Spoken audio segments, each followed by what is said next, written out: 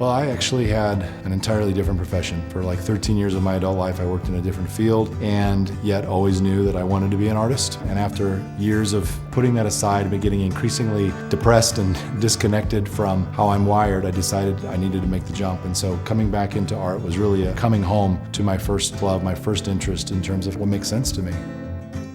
Most of the ideas for my work come from a survey of American history. I think of myself as a kind of hack historian. I'll often find a story or some episode in American history that kind of captures what I think of as a sort of anxious nostalgia, a look at the past that we are proud of and also feel really bad about.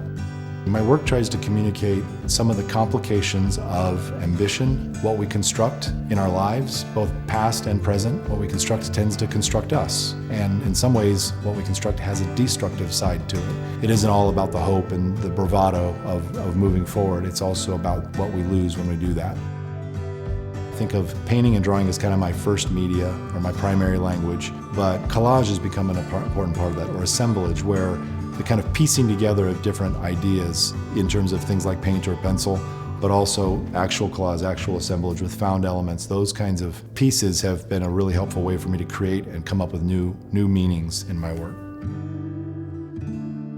I work also as a public artist. I paint murals throughout various cities and have done a couple here in Fort Wayne in the last year. It's just become this huge part of what I do that I never would have anticipated, but the skills I've learned in my studio practice have shown up now suddenly in this way I can benefit the community and be engaged with it. And I think that in many ways, answering the question is, what does an artist contribute to their world?